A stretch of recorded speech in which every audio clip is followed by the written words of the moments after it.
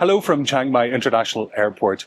Today I'm flying with Malaysia Airlines from here in Chiang Mai up to Kuala Lumpur in Malaysia. It's been nearly 20 years since I've flown with Malaysia, but in the interim, a lot, as you know, has changed. After the tragic events of 2014, with the loss of flights MH370 and MH17, Malaysia Airlines faced a major problem with its reputation internationally. But that's not the only challenge. In the last decade, there's been a huge growth in low-cost airlines here in Southeast Asia. Carriers like AirAsia, Lion Air, VietJet. So the real question for today is it time to trust Malaysia Airlines again? Have they been able to move on from the disasters and still compete in the burgeoning Southeast Asian market? Now, that's a pretty big question to answer. In today's video, I won't be advising Malaysia Airlines on fixing their reputational damage, and I'm sure they'll be glad to hear it. But I can give the perspective of one niche flight reviewer, me, on whether their product matches up to other suppliers like AirAsia, Lion Air, VietJet. At least I hope that today's flight from Chiang Mai up to Kuala Lumpur will help me to find out. Hi, from Malaysia, yeah, here. I'm in economy, I'm afraid. There's security people everywhere here, and they're all interested in why I'm filming. And of course, if it's not allowed, I won't do it, it's not a problem. Anyway, it took about 30 minutes to get to the front of the queue. I was number 3 in the queue before I could check in. What a drama.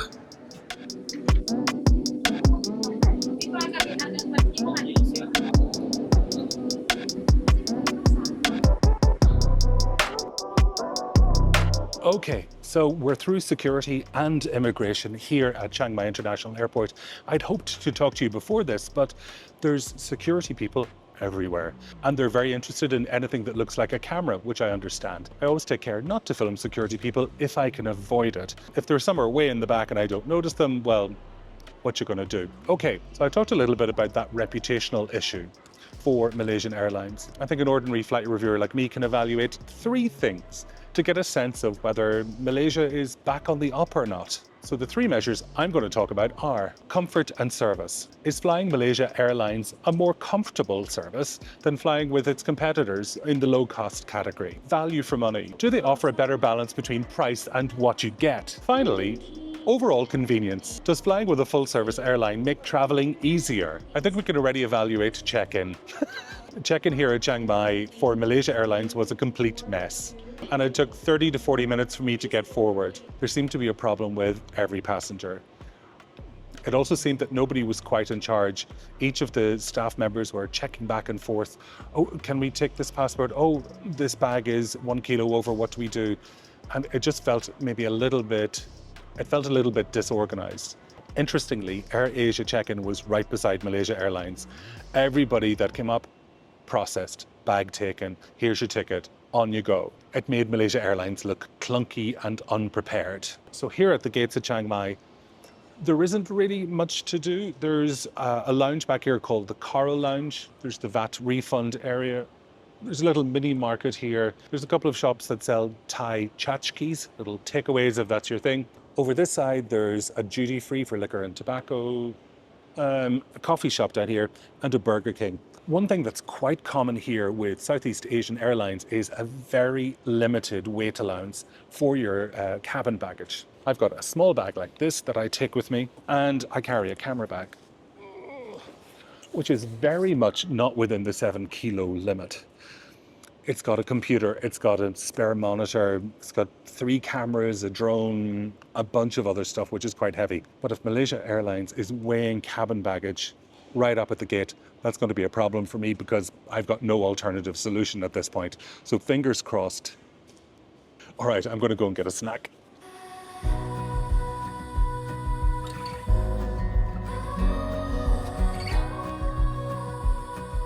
I think we're about to board. I think we're boarding in groups. I've got group 3 written on my ticket. I'm just in economy class, so I'm not sure if that means that I'll be on early or late. Checking that we're working. This is a new camera for me.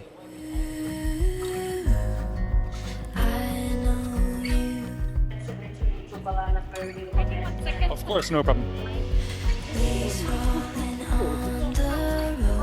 Okay.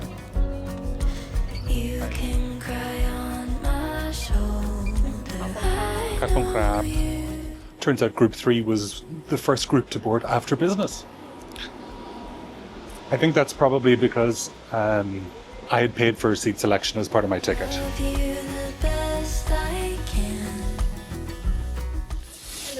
How are you? Thank you very much. Hi, how are you? Good afternoon. Thank you very much. How kind of you. So far, a little bit more comfortable than Air Asia in terms of legroom. A couple of inches does matter when you're 6 foot tall. But this is definitely an older plane. This is a Boeing 737, I think. Yeah, 737-800. Let's have a quick look around. Nice charging port. Although I note there's no additional socket underneath the seat. There's pretty decent leg space here. For guidance, I'm about 6 foot tall, 183 centimeters.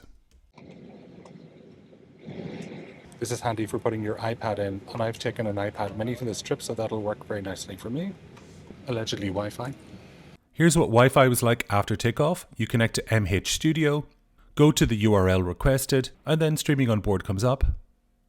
You can buy snacks online, and there's movies and TV series that you can watch using your device.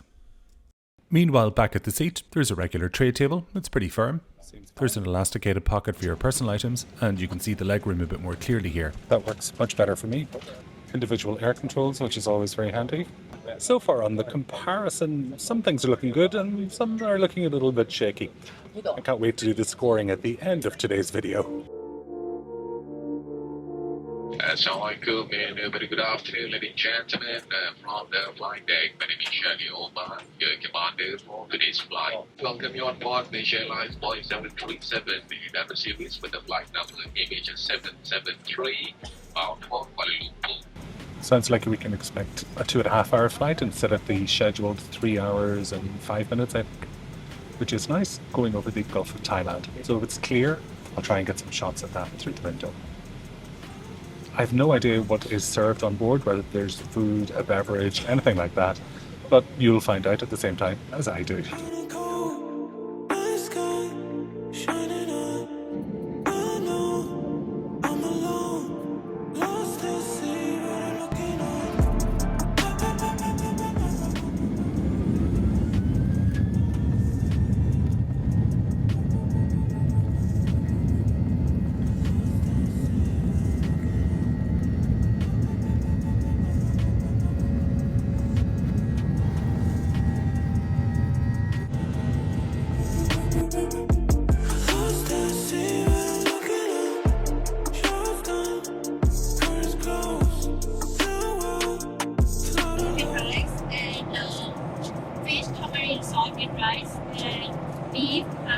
Chicken, please.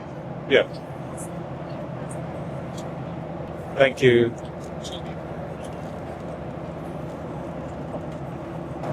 I wasn't exactly sure there was going to be anything, so it's some kind of chicken curry, I think.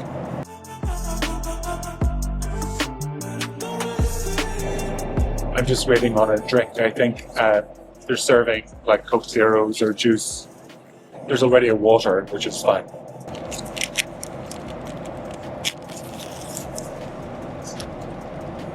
I like that we do this, but the operation of them is not that easy. May I have a Coke Zero, please? Thanks. Yes, please. Thank you very much. Here we go. I don't know what the vegetable is in this. Any ideas? Nope. This looks like a potato cake, but I don't know. Don't know. Let's try the chicken. That's really good. I'm going to go enjoy this. Bye-bye.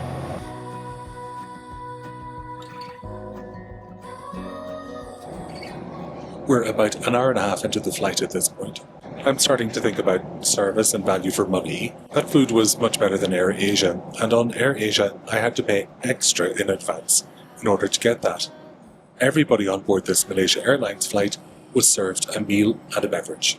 Malaysia Airlines still offers complimentary meals, even on relatively short-haul flights like this one. I have to say the crew's been very friendly and attentive. Those added extras are a big contrast with low-cost carriers, which charge for every single additional thing. In terms of value for money, you're getting more here with Malaysia Airlines. After 90 minutes in this seat, there's no doubt that this is much more comfortable than a typical Air Asia seat. I've got more width, I've got more pitch here, and that little bit of recline is very helpful if you want to have a snooze. For short to medium haul flights, comfort can really make a big difference. Okay, about 1 more hour to go on board, and hopefully we're landing safe and well in KL. Ladies and gentlemen, we will be descending shortly. The turbulence started to get a little bit rocky as we started our descent towards KL, but it didn't stop the flight attendant coming through with an insecticide spray. That's mandatory apparently on arrival into Malaysia.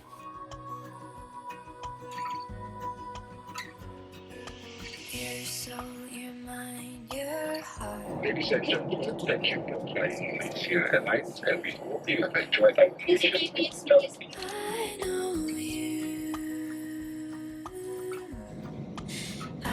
Cabin crew, be still for landing.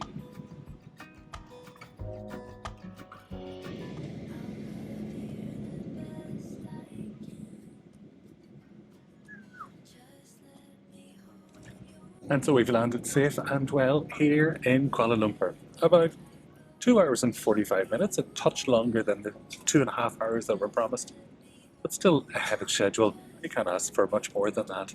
Should take a few minutes to head over to the international terminal, and then we're going to wrap up what we thought about Malaysia Airlines. Ladies and gentlemen, welcome to Kuala Lumpur International Airport, Terminal 1.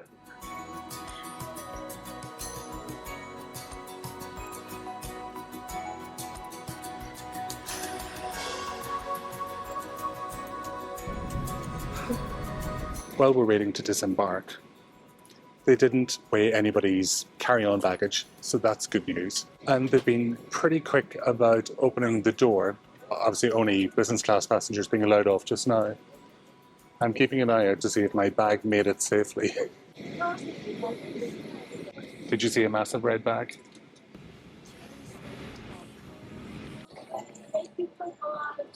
Thank you, take care, bye-bye. Bye. Well, that's the end of my first Malaysia Airlines flight in over 20 years. Is it time to trust them again? Let's look at the evidence.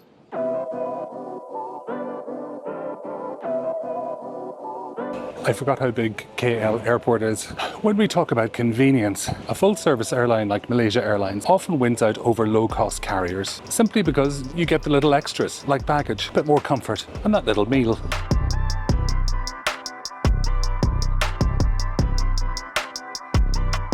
That was about the fastest immigration service I've been through in forever. Literally no queue, and you could use an e-gate with your passport. So easy.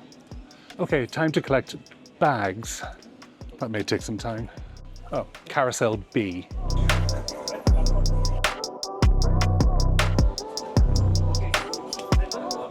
To be fair to Malaysia Airlines, that's about the fastest bag pickup that I've ever done on a carousel. No wonder they kept everybody waiting while they let business class off. It gave them time to organise the bags. My bag is not ripped, although it's starting to look a little worse for wear, just like myself. Okay, let's go over those kind of 3 areas that we talked about at the start of today's video. In terms of comfort, Malaysia Airlines clearly offers a more comfortable experience than the majority of low-cost carriers.